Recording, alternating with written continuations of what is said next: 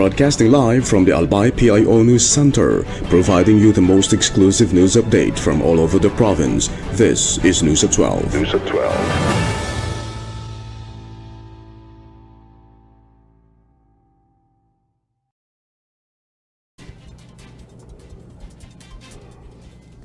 In the local scene, more patients seeking recovery from substance use disorder in Bicol will soon have access to expanded treatment services. The Department of Health Malinao Treatment and Rehabilitation Center is increasing its bed capacity from 150 to 200, with a target of reaching 300 beds before year-end. The expansion responds to rising admissions and growing demand for rehabilitation services for persons who use drugs across Albay and the Bicol region. Officials say the additional beds will help decongest wards, strengthen patient monitoring, and improve the delivery of treatment programs. The project includes a two-story Building B extension that will house an emergency room, detoxification facilities, male and female wards, isolation rooms, and quarters for medical and nursing personnel. Once completed, the upgraded facility is expected to significantly enhance the region's capacity to manage emergency cases and long-term residential treatment.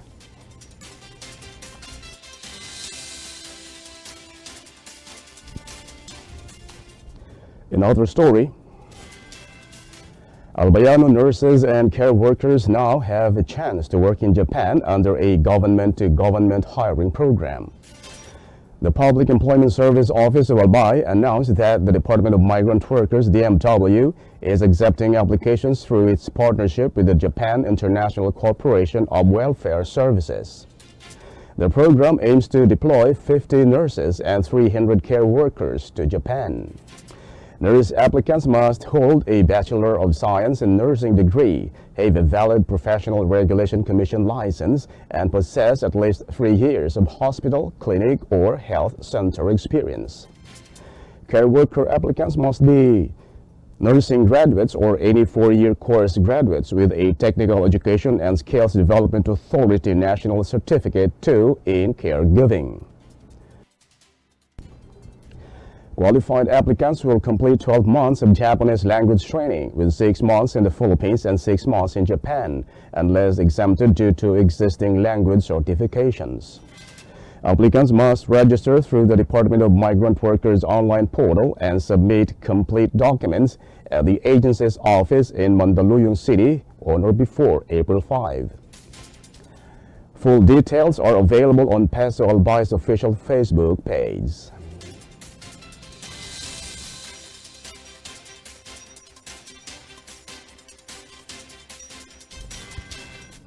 In other news, families displaced by the unrest of Mayon volcano are now receiving family planning and maternal health support inside evacuation centers. The Albay Provincial Health Office Population Development Division conducted a responsible parenthood and family planning session at the Baligang Evacuation Center to guide evacuees on birth spacing and available reproductive health services. Health workers emphasized informed and responsible decision-making, especially during emergencies when access to care becomes limited. A pregnant evacuee received Buntis kit from the United Nations Population Fund to support her prenatal needs. Population Development Division Head Petri Gondola said integrating reproductive health services into disaster response ensures continuous care for vulnerable families. The Provincial Health Office confirmed that similar sessions will be rolled out in other evacuation centers across Albay to strengthen awareness and protect maternal health during the crisis.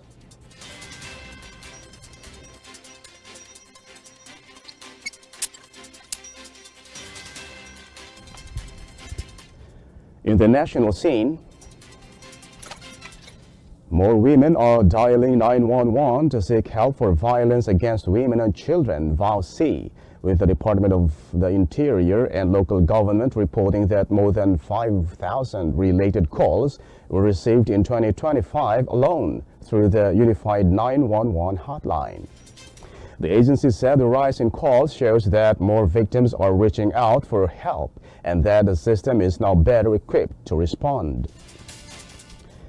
Emergency 911 National Office Executive Director Francis Fajardo said the launch of the Unified 911 Hotline in September 2025 combined over 30 local emergency numbers into one national system, allowing faster and more coordinated action.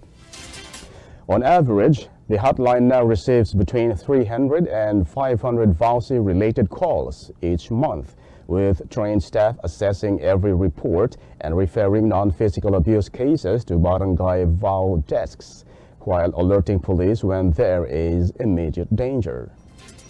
Authorities said police officers are sent to protect victims and start legal action against offenders, and officials urge those experiencing abuse to call 911, assuring the public that all reports are handled with strict confidentiality.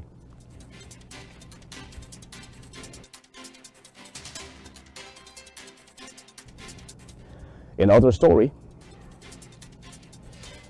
executives of the Commission on Human Rights have urged Congress to pass pending House bills numbers 349, 1433, 1798, 3041, 3934, 4835, and 4946 that would create a formal charter for the constitutional body, saying the measure would strengthen its powers and secure its independence in line with global standards.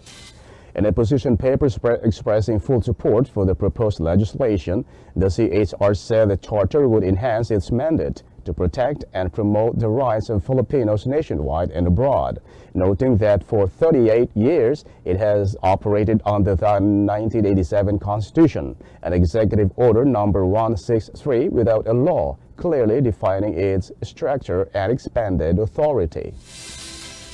The Commission said this setup falls short of the Paris Principles, the international framework for national human rights institutions, and stressed that the proposed charter would broaden its investigative reach to include all human rights violations, grant its quasi-judicial powers to determine violations and award compensation, and allow it to inspect detention facilities and issue protection orders.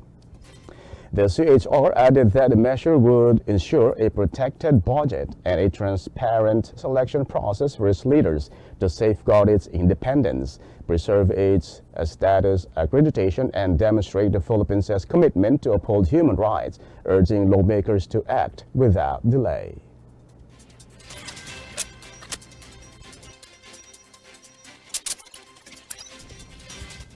In other news,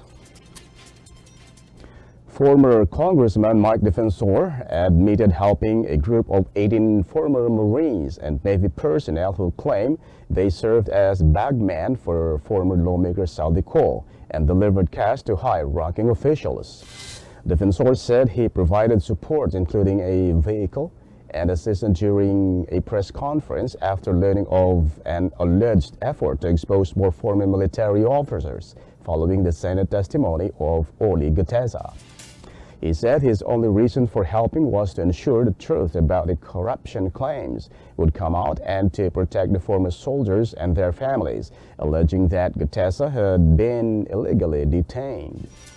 Defensor also vouched for the credibility of the former soldiers, insisting they had no hidden motive and were prepared to stand by their claims about alleged cash deliveries.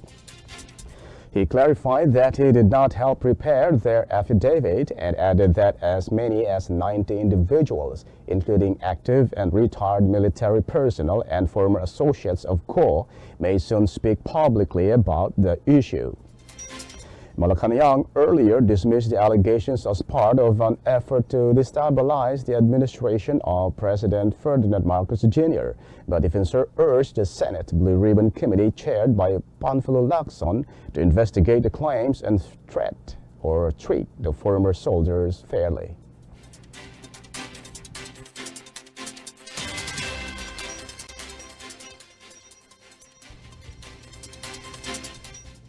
And in the news outside the country,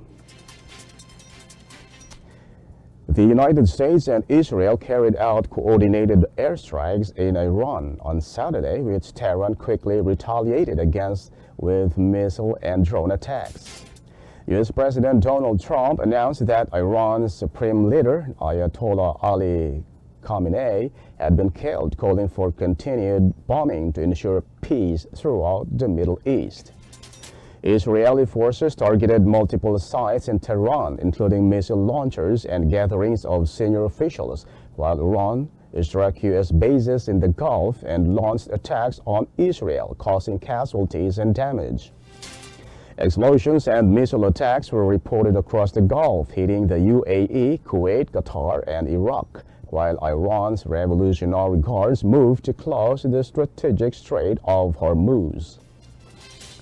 World leaders and organizations reacted with alarm, calling for restraint, emergency UN meetings, and warning that the violence could spark a wider regional conflict, while several countries temporarily closed airspace and suspended flights.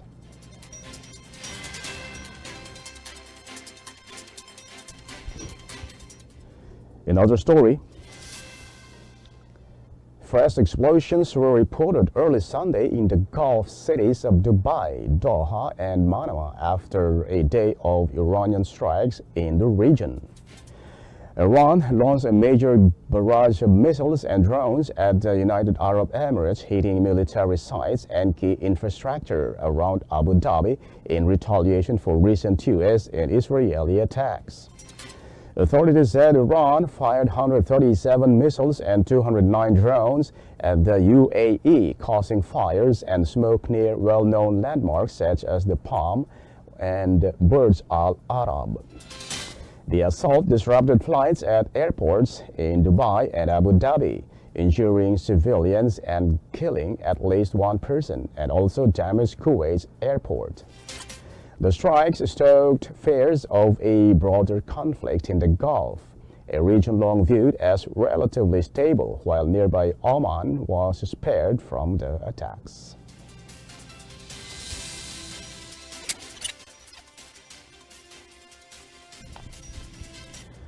And finally, in the news outside the country, with reference to the Philippines, the Department of Migrant Workers, DMW, confirmed that no Filipino has been harmed following recent U.S. and Israeli strikes on Iran and Iran's counterattacks on U.S. bases in the Middle East. DMW Secretary Hans Leo Kakdak said the government is coordinating with Philippine embassies across Israel and Gulf states to monitor the safety of overseas Filipino workers. President Ferdinand Marcos Jr. has ordered authorities to check on the whereabouts of OFWs in the region, with contingency plans ready for possible repatriation.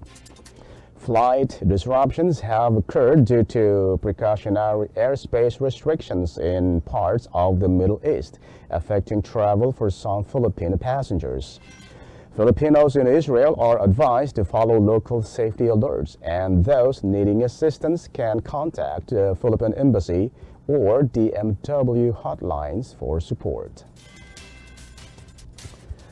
And that's the news at 12, March 2, 2026. We'll be back tomorrow for more news updates. Thanks to our news writer, LJ Lurejo and Naomi Ruth Hernandez. And on the technical side, Chad Bobbis. And our Provincial Information Office OIC, Moni Gonzalez. And under the supervision of our Governor, Noel Irusal, I am Greg Hallare. Thank you for subscribing. Albay in my heart.